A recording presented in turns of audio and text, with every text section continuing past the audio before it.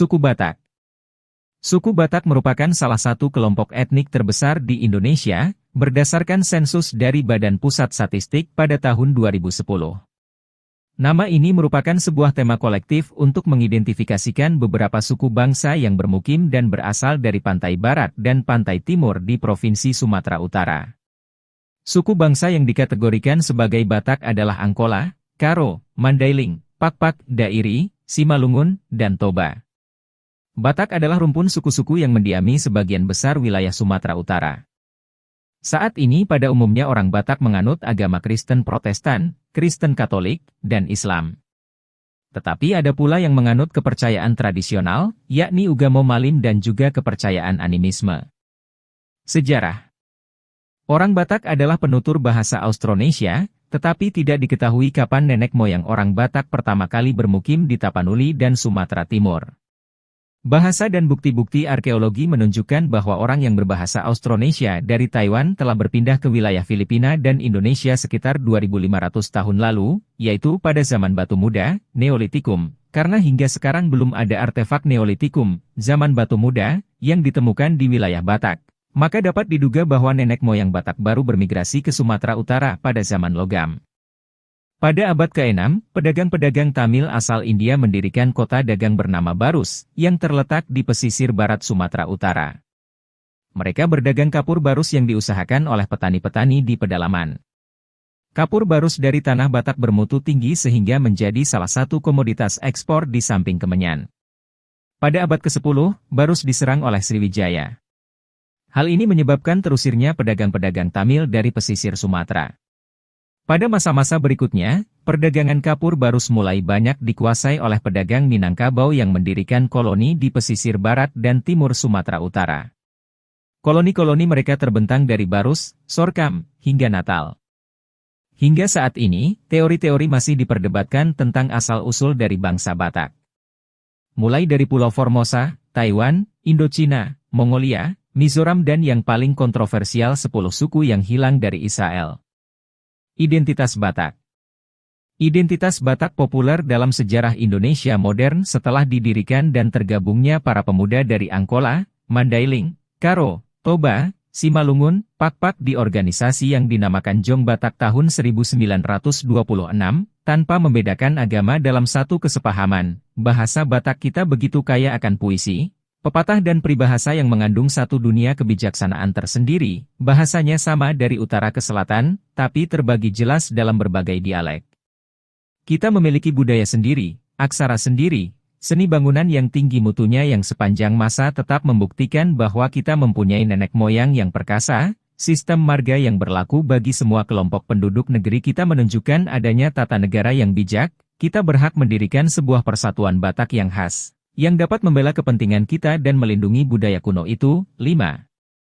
R. W. Lidle mengatakan, bahwa sebelum abad ke-20 di Sumatera bagian utara tidak terdapat kelompok etnis sebagai satuan sosial yang koheren.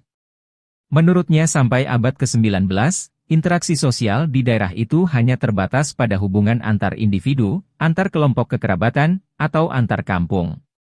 Dan hampir tidak ada kesadaran untuk menjadi bagian dari satuan-satuan sosial dan politik yang lebih besar. 6. Pendapat lain mengemukakan bahwa munculnya kesadaran mengenai sebuah keluarga besar Batak baru terjadi pada zaman kolonial. 7. Dalam disertasinya J. Pardede mengemukakan bahwa istilah tanah Batak dan rakyat Batak diciptakan oleh pihak asing. Sebaliknya, Siti Omas Manurung, seorang istri dari putra pendeta Batak Toba menyatakan bahwa sebelum kedatangan Belanda, semua orang baik Karo maupun Simalungun mengakui dirinya sebagai Batak, dan Belandalah yang telah membuat terpisahnya kelompok-kelompok tersebut. Sebuah mitos yang memiliki berbagai macam versi menyatakan bahwa Pusuk Buhit, salah satu puncak di barat Danau Toba, adalah tempat kelahiran bangsa Batak. Selain itu mitos-mitos tersebut juga menyatakan bahwa nenek moyang orang Batak berasal dari Samosir. Terbentuknya masyarakat Batak yang tersusun dari berbagai macam marga, sebagian disebabkan karena adanya migrasi keluarga-keluarga dari wilayah lain di Sumatera.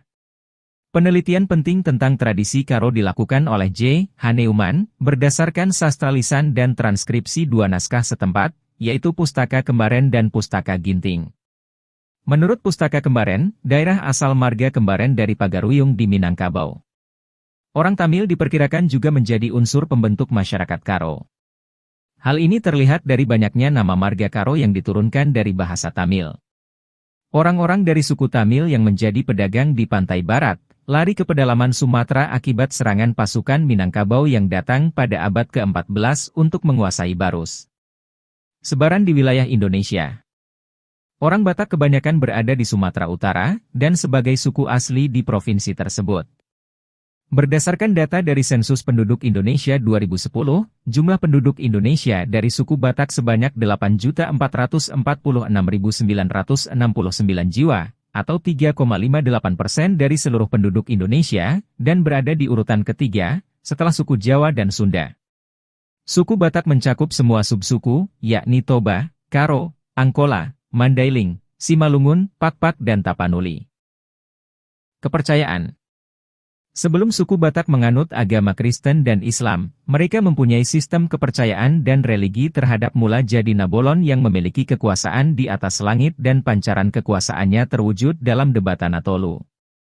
Menyangkut jiwa dan roh, suku Batak Toba mengenal 3 konsep, yaitu Tondi, adalah jiwa atau roh seseorang yang merupakan kekuatan, oleh karena itu Tondi memberi nyawa kepada manusia. Tondi didapat sejak seseorang di dalam kandungan. Bila Tondi meninggalkan badan seseorang, maka orang tersebut akan sakit atau meninggal, maka diadakan upacara mangalap, menjemput Tondi dari Sombaon yang menawannya. Sahala adalah jiwa atau roh kekuatan yang dimiliki seseorang. Semua orang memiliki Tondi, tetapi tidak semua orang memiliki Sahala. Sahala sama dengan Sumanta, tuah atau kesaktian yang dimiliki para raja atau hula-hula. Begu, adalah Tondi orang telah meninggal, yang tingkah lakunya sama dengan tingkah laku manusia, hanya muncul pada waktu malam. Demikianlah religi dan kepercayaan suku Batak yang terdapat dalam Pustaha. Walaupun sudah menganut agama Kristen dan berpendidikan tinggi, tetapi orang Batak belum mau meninggalkan religi dan kepercayaan yang sudah tertanam di dalam hati sanubari mereka. Kekerabatan. Kekerabatan adalah menyangkut hubungan hukum antar orang dalam pergaulan hidup. Ada 2 bentuk kekerabatan bagi suku Batak, yakni berdasarkan garis keturunan, genealogi, dan berdasarkan sosiologis, sementara kekerabatan teritorial tidak ada. Bentuk kekerabatan berdasarkan garis keturunan, genealogi, terlihat dari silsilah marga mulai dari si Raja Batak, di mana semua suku bangsa Batak memiliki marga. Sedangkan kekerabatan berdasarkan sosiologis terjadi melalui perjanjian, padan antar marga tertentu, maupun karena perkawinan. Dalam tradisi Batak, yang menjadi kesatuan adat adalah ikatan sedarah dalam marga, kemudian marga. Artinya misalnya Harahap, kesatuan adatnya adalah marga Harahap versus marga lainnya. Berhubung bahwa adat Batak, tradisi Batak sifatnya dinamis yang seringkali disesuaikan dengan waktu dan tempat berpengaruh terhadap perbedaan corak tradisi antar daerah. Adanya falsafah dalam perumpamaan dalam bahasa Batak Toba yang berbunyi, Jonok dongan partubu jonokan dudongan parhundul. Merupakan suatu filosofi agar kita senantiasa menjaga hubungan baik dengan tetangga, karena merekalah teman terdekat.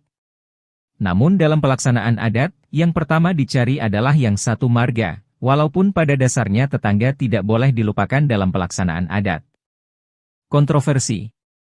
Sebagian orang Karo, Angkola, dan Mandailing sempat tidak menyebut dirinya sebagai bagian dari suku Batak. Meski mayoritas masih mengakui dirinya bagian dari suku Batak, wacana identitas itu sempat muncul disebabkan karena pada umumnya kategori Batak dipandang primitif dan miskin oleh etnik lain masa Orde Baru.